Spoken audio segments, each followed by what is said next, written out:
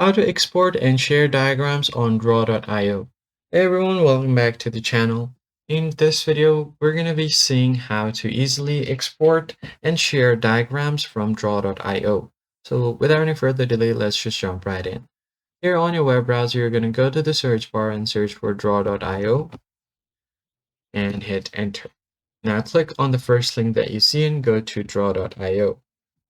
Now you can go ahead and click on the start option here and click on it.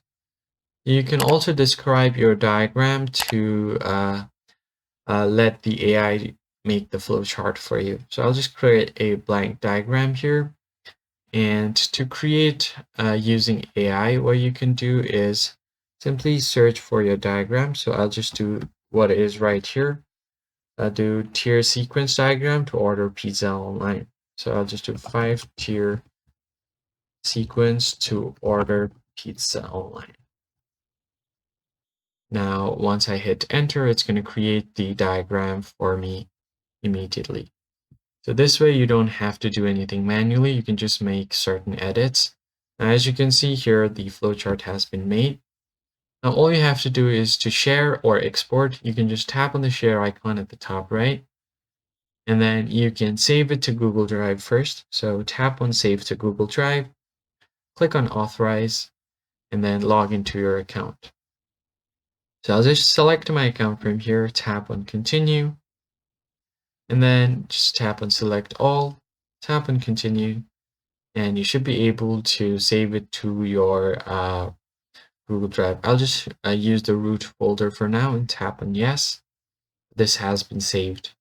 Now you can easily download it from your Google Drive, and to share it with others, you can share the link or your Google Drive. So tap on copy link, and from general access, you can change this to anyone with the link.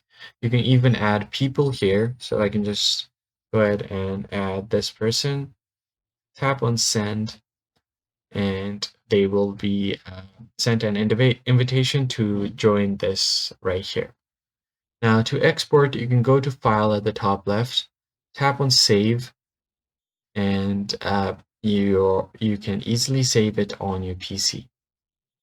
You can also go ahead and click on export as, and you can do different file types like PNG, JPEG, SVG, PDF, HTML, URL, and if you go to advanced here, you can customize this format for you.